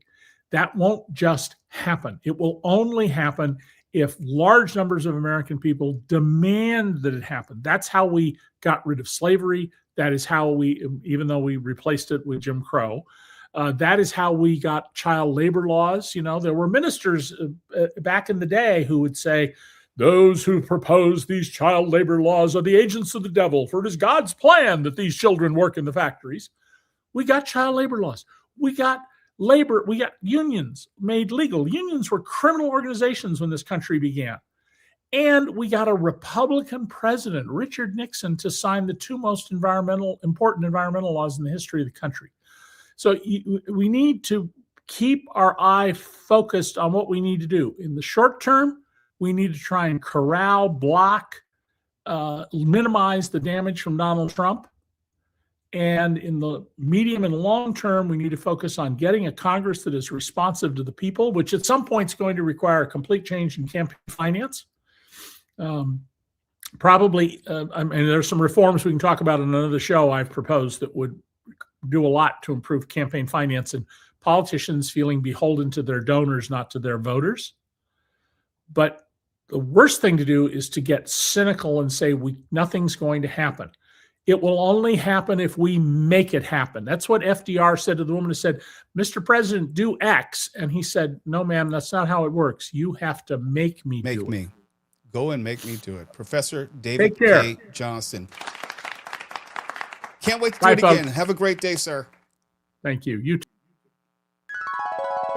The Mark Thompson Show. Kim, I could talk to David Cay Johnston like all day, all night. I know. Because not only is he great to dialogue with, he's great to learn from. Right. And he's one of the individuals where I will gladly and gratefully defer to him and his knowledge. Let's not forget, he has a good 30-year history with Donald Trump and can offer insight that none of us can about the man and some of his inclinations, if you will. Yeah, he's amazing. We're very lucky to have him as part of this show. Wes is cold writes, could Hegseth be tried in international court for war crimes, even if he's pardoned for federal crimes by President Trump? He can, because the International Criminal Court supersedes our domestic laws, but the United States doesn't actually recognize the ICC, and I'm pretty sure they don't have extradition power. So I don't know what that means in the grand scheme of things. Yeah. I mean, they've I'm sorry, go ahead. Oh, no, you finish your statement. Go ahead. No, I was saying they've indicted, I think, Netanyahu and Putin, and where has that led? Nowhere. So no. CC with another 10. Thank you, CC. Says GOP uses the talking point, we must move on and heal the country every time Republican corruption is exposed and the Democratic White House takes over. It is not to heal the country. It is to protect the party. Remember, lock her up. How could we forget? They talk about it every single election cycle. Hey, Kim. Yeah. Can you hear me? I just want to make, I lost you for a second. Yeah, I think it's about time that we do some news. Oh, I could do that. Let's do it. And this is the news. Sponsored by, there it is. I'm waiting for the music. I'm like, this doesn't feel right. I must have the news. On the Mark Thompson Show, I'm Kim McAllister, and this report is sponsored by the amazing CoachellaValleyCoffee.com. President Trump kicking off his national tour to highlight his economic policies. He'll be in Pennsylvania today. The polls are showing that a growing number of Americans now blame Trump for affordability issues. Wasn't he supposed to fix that, Mo? He campaigned on affordability and then denied that he ever said affordability. He said that he was okay with the boat video being released and then denied that he actually said that he was okay with the boat video being released. This is something that I've said many times before. We live in a time where even though we have the internet, even though we have YouTube, even though we have a digital record of everything that everyone says, somehow, some way, he gets away with not being held accountable for anything that he says. The White House says Pennsylvania is among the planned stops, even as some Republicans worry about losing the House in next year's midterm elections because of affordability. The Federal Reserve is widely expected to announce an interest rate cut Wednesday, but investors caution the Fed Policy Committee, which starts its two-day meeting on Tuesday, today, could be sharply divided. A handful of members have expressed worries over possible tariff-driven inflation. President Trump says NVIDIA can send advanced AI chips to China. The Semaphore reports that the Commerce Department says shipments of H200 chips can be sent to approved Chinese companies. This comes as senators from both parties are working on legislation to stop U.S. companies from sending advanced chips to China. Maybe it's about how much they pay, and Trump will okay that? I don't know. President Trump, as Mo Kelly mentioned, is slamming Europe as a decaying group of nations that doesn't know what to do. Trump criticized European leaders as weak, saying they want to be politically correct. In an interview with Politico, the remarks seen as a setback for European leaders trying to ensure that the United States continues to support Ukraine as it seeks a peace deal with Russia. President Trump is not ruling out sending troops to Venezuela. Asked about the possibility in that interview with Politico, Trump said, "I don't comment on that." He said, "I would not say that one way or another." Trump also said Venezuelan President Nicolas Maduro's days are numbered. Tensions between the United States and Venezuela have escalated since the Trump administration began conducting military strikes on alleged drug boats in the Caribbean. Trump telling Politico he would consider taking similar action on Mexico and Colombia to reduce fentanyl trafficking. Advocacy groups are suing the Trump administration, meanwhile, for a legal memo justifying military strikes against those alleged drug boats. The lawsuit filed by the American Civil Liberties Union, the American Civil Liberties Union Foundation, as well as the Center for Constitutional Rights. It argues these strikes are illegal. The filing is seeking a court order forcing the Justice, State, and Defense Departments to immediately search for all records regarding the legal reasoning and release them to these advocacy groups. The military has conducted at least 22 strikes against these boats that the Trump administration says were carrying drugs destined for the United States, resulting so far in at least 87 fatalities. The Supreme Court will rule on a 2022 GOP challenge to campaign finance laws. The case, initially filed by then Senate candidate J.D. Vance, seeks to raise federal restrictions on political party spending in coordination with candidates. Federal law currently allows donors to contribute more to a political party than to an individual candidate. Some campaign finance experts and Democratic groups argue lifting the caps could create loopholes and increase the risk of corruption. What? No? More money in politics means more corruption? They're worried about corruption? Really? What? Speaking of corruption, the wife of former New Jersey Senator Bob Menendez is fighting to get her jewelry back following her bribery conviction. Nadine Menendez's lawyers filing paperwork arguing the jewelry was not part of the case and not paid for with bribery money.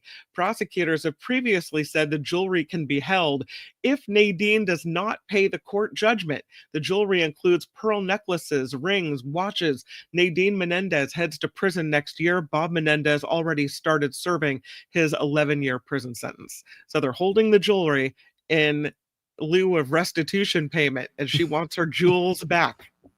Priorities. Governor Gavin Newsom's favorability rating is surging. That, according to a new survey from the Public Policy Institute of California. In the closing months of the year, Newsom and the mostly Democratic legislature received majority support from voters. Newsom's favorability rating is up from 46 points in June to 56 points this month. Again, that's according to the Public Policy Institute poll, the Public Policy Institute of California poll. The legislature's favorability rating is up 8 points in the same period, reaching a 53% majority. 51% of voters said California is on the right track, and that is the first time a majority of voters that said that in consecutive months since 2021. Sadly, high school bullying in California is up while attendance is down. That, according to a new study from UCLA and UC Riverside. The study released today cites reporting from public high school principals. They say amid ICE raids, many immigrant students are being bullied and are absent at a higher rate. 70% of public high school principals surveyed said their students from immigrant families have expressed fears for themselves or their families, pointing to ICE raids or political rhetoric about immigrants. The study says federal immigration actions have created a climate of distress at schools. Waymo is reportedly seeing a big spike in riders as it plans to add more than a dozen cities this year. CNBC says a leaked investment letter from Tiger Global Management shows weekly rides are up to 450,000. That marks a doubling of the number of weekly rides that Waymo announced earlier this year. Have you tried Waymo yet? I have not. I have not been in a Waymo. Have you? I can't do it. I mean, I see them where I am all the time. They have coverage. I live just outside of Inglewood.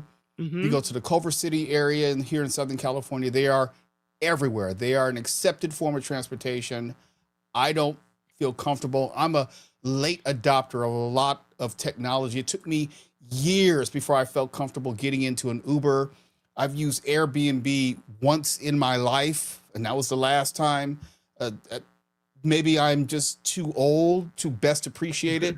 And I know this is the future. I know this is going to be the future of transportation, not just rideshare. It will be where you and I will have our own driverless cars. It will be a part of the consumer market very soon. You'll find it with trucking, and industry is going to revolutionize commerce as we know it. I'm just not ready to get in yet. I know Mark has been in one. He thought it was pretty cool. In Texas, and I didn't put the story in, but they are suspending, I believe it's Waymo, because they found that there was a problem with them stopping for the yellow lights at bus stops for school buses. So I don't think the technology is perfected yet. I can understand why you're waiting. No, we're all a part of the beta test group. They're testing on us, and I will not be part of it. Well, as if it was not that you were spending enough money online and shopping, Google is adding a feed to its new AI shopping app that's called Doppel, D-O-P-P-L. There it is. It lets you scroll through AI images of clothing outfits that might fit your style. It's destined to encourage shopping by scrolling through feeds similar to Instagram and TikTok. So you know how that addicting, you're scrolling through reels, watching video after video. Sure. Now they want it. This is how they're going to get you to shop, where you just go, oh, like this, click, and all of a sudden you've spent money you don't even have. Look at that. And you don't even have to leave your toilet. You do it don't anyway. even have to, no. And lastly, an investigation is underway after a drone attempted to bring food and drugs to inmates at a prison in South Carolina. Ooh, it's a wild idea, but it just might work.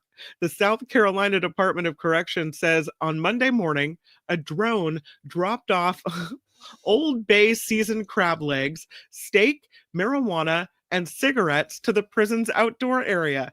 The items in the drone were confiscated. No charges have been filed, but you know, it could, if it had worked, it could have been good.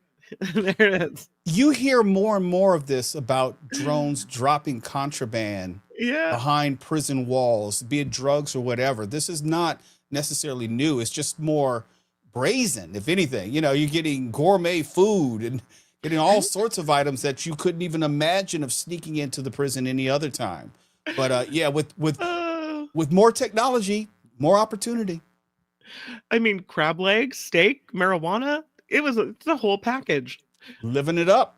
You know, you could just drop me some vanilla tea from Coachella Valley Coffee and I'd be all good. This report sponsored by CoachellaValleyCoffee.com. They have the holiday blend. They have the gift sets. They have everything you need for holiday gift giving at CoachellaValleyCoffee.com. I buy the tea that my mom and sister and I all love, and I pop it in the stockings. Check it out if you could, CoachellaValleyCoffee.com. They support this show, and we support them not only because of their kindness, but also because their product is amazing. CoachellaValleyCoffee.com. If you do find something that you would like and you end up with it in your cart, please use the super secret special Mark Thompson code, which is Mark T at checkout. No spaces, Mark T. That'll save you 10% off your total at CoachellaValleyCoffee.com. I'm Kim McAllister, and this is The Mark Thompson Show.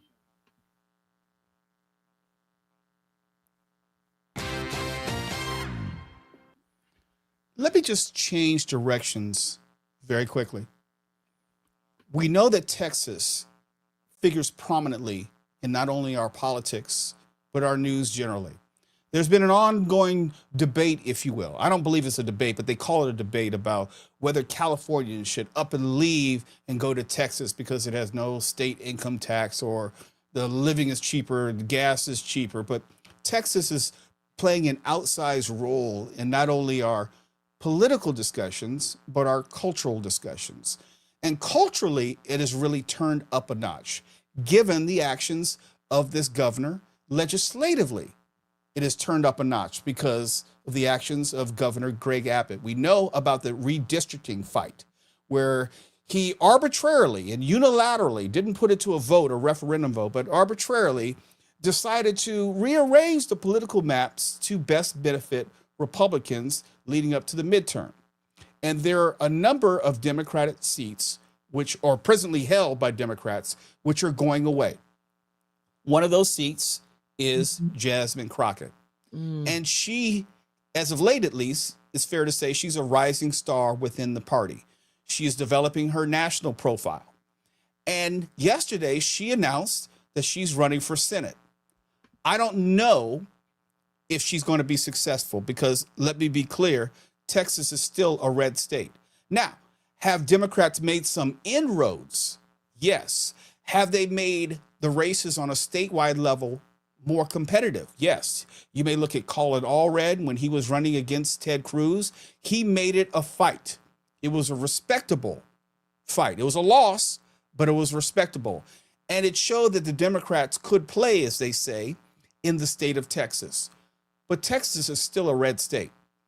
And the conversation right now is, did Jasmine Crockett, who is a rising star within the Democratic ranks, did she make a political misstep by not trying to run in some other district where she may have more of a chance to win, and with it, the fortunes of the Democratic Party have a better chance of retaking the House with her help on a congressional level, as opposed to running for a statewide office such as senator, when she likely has less of a chance of winning. Now, my read of this may be wrong, but I don't know. Let me just put it out there because we've been talking about this. I don't know if Texas is going to elect a black woman senator. If anything, I believe Texas is more emblematic of the pushback against Kamala Harris. Kamala Harris, I believe, had a better chance of becoming president, in my mind, than Jasmine Crockett has a chance of becoming senator in the state of Texas. I would like to be wrong. I hope I'm wrong, but I'm doubtful that I'm wrong, because Texas is set up for the benefit of the Republicans in many ways, and Governor Greg Abbott is going to see to that. That's number one. I want you to watch that race, because if Jasmine Crockett should lose, there are going to be other repercussions for the Democratic Party, not only in the state, because then you'll have someone who is a magnetic force who will be, at least for the short term, out of politics. She is of greater service in an elected office for the Democrats than she is in private life. And I think she might have been reaching too high for the Senate. I understand it. Intellectually, I understand it. But I don't know if she can win. She's running against John Cornyn. And we're talking Texas. And I'm of the opinion that there are many Texans who would vote for a brick before they would vote for a black woman as senator. Because this is a statewide race. This is not about a congressional district which would have a high black and brown population. We're talking about the state from corner to corner. Could Jasmine Crockett get the majority of the vote against the John Cornyn? I'm inclined to believe that she won't. I hope that I'm wrong, but I'm likely right. And I want to put this, as we get near the end of the show, I want to put this alongside this cultural movement. And I believe that Texas kind of embodies, along with Florida, the Republican cultural movement. Texas Governor Greg Abbott, I don't know if you saw this story, Kim. He announced yesterday that he is seeking to start Turning Point USA chapters in all high schools across the state. Turning Point chapters. Now, let's be clear. Turning Point USA is a political organization. It exists only to support political candidates and also argue for the implementation of political policies and also religious policies. It's not the Glee Club. It's not the chess club. It's not an activity that individual high school students would decide to participate in. Now, if there are individuals on your high school campus or your children's high school campus, and they say, we want to get together and form a Young Republicans Club, by all means, knock yourself out. But when it comes from the top down, when it comes from the governor himself saying, I want to put these nakedly partisan and overtly political organizations which only serve the purpose of the Republican Party and the religious right in every high school in the state. And last I checked, there are a lot of damn high schools in Texas. You are sending the message that this is the supposed indoctrination that y'all been bitching about for the past 10 years. You want to talk about critical race theory. You want to talk about somehow the teachers individually are indoctrinating them with thoughts of LGBTQ and flags and all that. But then you have the governor saying, I want to put Turning Point USA chapters in every high school. Imagine, if you will, we were just talking about Governor Gavin Newsom and how his popularity has been rising. Let's just say hypothetically that Governor Gavin Newsom wanted to put, I don't know, rainbow flag clubs in every high school here in California. I believe most people, including Democrats, would lose their ever-loving mind. And you know what?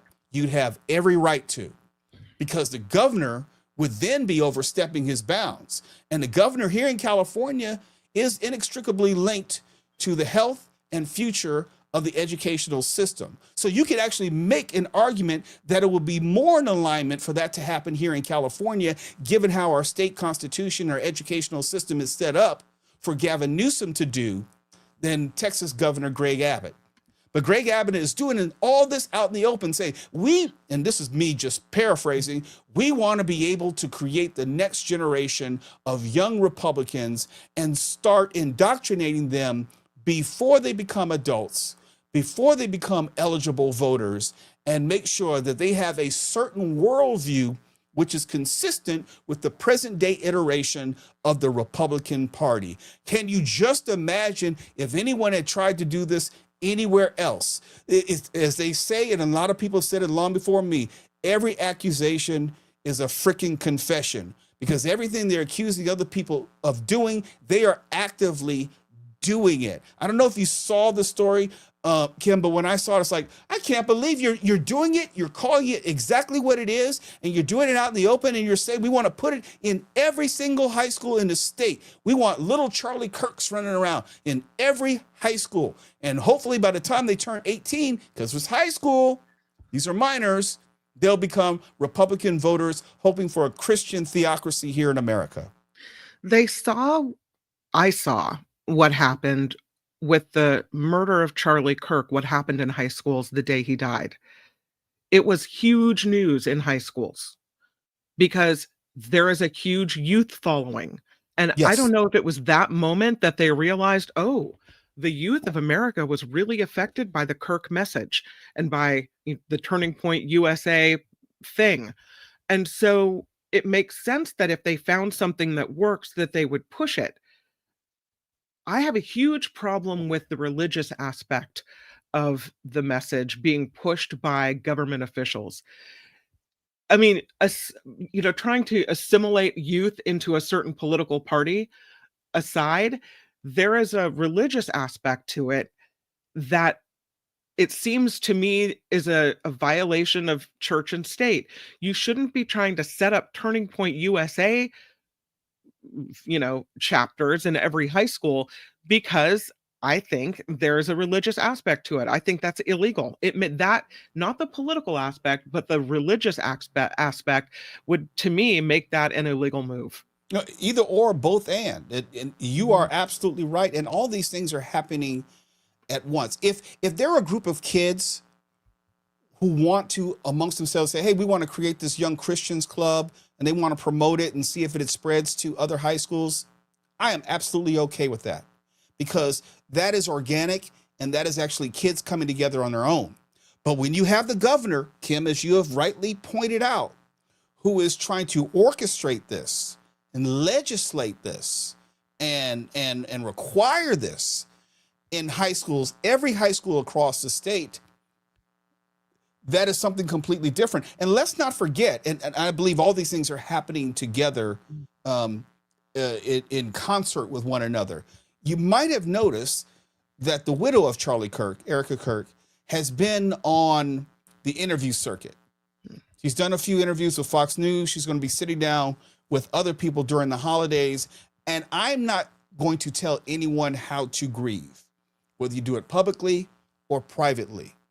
I do believe that she's still grieving in her own way, her husband. But this goes back to the cynical side of me.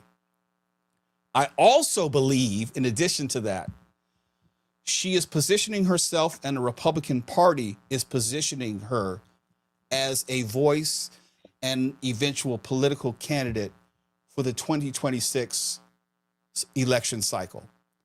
And that, for me, is distasteful if that is true, and it is done under the auspices of grieving. I don't understand how this jibes with her message that women should forego, their careers and stay home and have as many babies as possible and submit to their husbands. How do these two things mesh? This woman who has gone on to get, I don't know if it's a doctorate or master's degree in theology, who's now writing books, who's on a book tour when she's got little kids at home. Hey, no problem here from me. But the problem is the hypocrisy.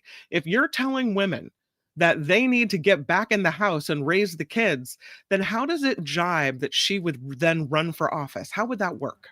It doesn't jibe. And I believe that there is this internal fight within the Republican Party of whether they want to go down this road of trad wives, traditional wives. Women should only be in the kitchen and the bedroom. America's of Pleasantville 1950s, this romanticized view of what a woman is supposed to do and provide for her husband in America, with where America is and heading forward. And the Republican Party keeps giving voice to people who espouse these views, like a Charlie Kirk, like a Nick Fuentes, who have very similar beliefs about the role of a woman. And I don't know if that is going to fly in an electoral sense when you have people who are very well known, who are being platformed by people like Tucker Carlson, or in the case of Piers Morgan, sitting down with Nick Fuentes, espousing these beliefs, belittling women. And to your point, you have prominent women within the Republican Party who may try to run and be leaders in the Republican Party. There's a push-pull, which I don't know how it can reconcile itself. Just in case you didn't see it, check out, along these lines, what Nick Fuentes, why he was sitting down with Piers Morgan, I have no idea. But check out what Nick Fuentes had to say to Piers Morgan. Are you actually attracted to women? I am attracted to women. You're not gay? No. But I will say that women are very difficult to be around. Okay. So there's that. And do you think they should have the right to vote? I do not. No, absolutely not. They should stay at home? Well, yeah, absolutely. So basically, you're just a misogynist old dinosaur, aren't you? For a young guy. Yeah. I mean, I know I'm the boomer. I know I'm the boomer here, but actually, you're a 27-year-old dinosaur, aren't you? Aren't you, Nick Fuentes? All women. I am. All women are annoying. All women grow old. They all get fat. Says the guy. Have you ever had sex? No, absolutely not. Wow. Says the guy who's never got laid. Wow. That's the thing, though. You boomers, it's you think always you're an expert get laid, in women, free love. given you've never got laid? Yeah, we are going back to the Stone Age. You're absolutely I don't mean, oh, you're muted. Mo Kelly, you're muted. Oh, I'm sorry. Nick Fuentes, misogynist, white supremacist, platformed. And although many of us may look and laugh at him, he is still being legitimized as a prominent voice on the right. You can't at one point say that, well, they're not even trying to hide it anymore. As we were speaking with David Cay Johnston, it is an openly anti-women, anti-black and brown people movement on the right. And you can't say that it's not happening because they keep platforming people like Nick Fuentes, who did have dinner with Donald Trump and Kanye West. So to your point, Kim, I don't know how you can reconcile the two. I don't know how you can have Erica Kirk over here and then also Nick Fuentes over there in the same media cycle and intellectual space, garnering or clamoring for the same type of attention. I don't know how you reconcile the two. I don't know. It's hard for me to believe that anyone can actually believe the things he says. I wonder if he's just doing it for attention or if he legitimately believes that. I guess it's so hard. It's hard for me to wrap my brain around someone being that uninformed and unintelligent. Well, in the Trump age, ignorance is a currency. Yeah. And saying things, regardless of how ridiculous or hateful, that has value within the Republican Party. It is part of the Trump brand. And you have more and more people like Milo Yiannopoulos and others who espouse similar forms of hatred and bigotry, but it has a home within the Republican Party. And I did a recent interview. You can check it on my Instagram. And we speak to this at Mr. Mo Kelly on Instagram. I was speaking to Meghan McCain, and she asked me, the question didn't come from me, it came from her asking me about the rise of bigotry, anti-Semitism, and racism in the Republican Party. And I was basically saying, it's always been there. It's just that now you've just legitimized it. It used to be where Republican candidates say, no, I'm not with the KKK. I don't know David Duke. Now it's like, yeah, why not? KKK, they vote too. That's the difference. They are now giving them a seat at the table and a microphone in which to espouse their beliefs. And they're not in any way dissuaded. They're not in any way made to feel uncomfortable. They're not pushed aside. They're not disavowed. They're basically saying, come on my podcast. Why don't you sit down with me at dinner? Do you actually think a former president of the United States, because it was in between administrations, Donald Trump, could sit down with Kanye West and Nick Fuentes is at the same dinner, and Donald Trump not know that Nick Fuentes was coming to dinner, you cannot sneak into any dinner with a sitting president or former president, because they still have their Secret Service, and the president not know that you're coming to dinner and allow it to happen. Otherwise, and he's never since said doing a horrible job. Right, and it's not like he disavowed him after the fact. He's never even disavowed David Duke from the first campaign in 2016. He's never disavowed them. The Proud Boys, he's never disavowed any of them. That's what I mean by he has legitimized their presence within the Republican Party and acknowledged, and we know all the anti-Semitism and the Confederate flag, which was flying during January 6th. They have disavowed none of that. They are sending the message that they are welcome inside of not only this administration, but this present iteration of the Republican Party. And if you didn't see the clip, you go to my Instagram at Mr. Mo Kelly. It was me and Meghan McCain. And she asked me, she acknowledged that this is present in the Republican Party. Now, maybe you could say, Meghan McCain, welcome, finally catching up. But I'm saying that there is an acknowledgement that this is not like before. This is unlike what we've seen in decades past. Well, it shows us that, as you say, the Trump and this everything going on now is kind of the festering pussy wound, and the disease is underlying that we've always been sick, but now we're seeing some symptoms of it. Before we go, I wanted to throw out some comments from Depressed Canadian, who throws in 20, says, I know this is a different topic, but if a majority of today's working class jobs are automated through AI, what happens next? Do we just have half the population become permanently unemployed?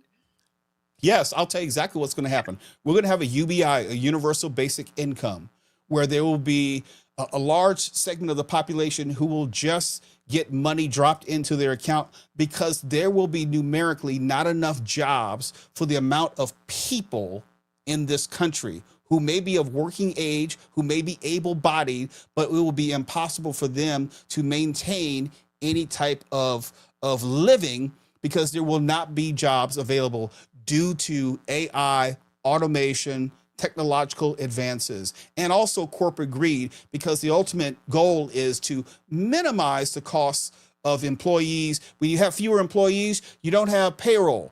You don't have payroll tax. You don't have to pay health benefits. You don't have to worry about whether that person is going to go on vacation. You don't have to worry about giving them, Saturday and Sunday off. There's no reason for corporations to pull back from the idea of emerging AI. So to answer the question, there's going to be a universal basic income, because that's the only answer to all these people living in this country still needing a way to survive financially. We're headed to a scary place. Depressed Canadian also with another 20 says, I think in regards to Erica Kirk, Phyllis Schlafly and later Ann Coulter campaigned against women's rights. Both were independent career women. Coulter in particular, an unmarried woman without kids. True story. Mm-hmm. Yeah, and thank you, Depressed Canadian.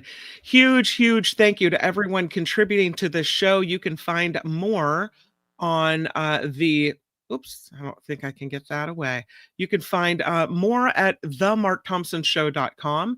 Themarkthompsonshow.com is where you'll find the Patreon and the PayPal links. All of that is there. And as Ricky Aubert says, please hit the thumbs up button and please like and subscribe today's show. We appreciate that. Share the show if you can as well. So themarkthompsonshow.com is where you'll find us.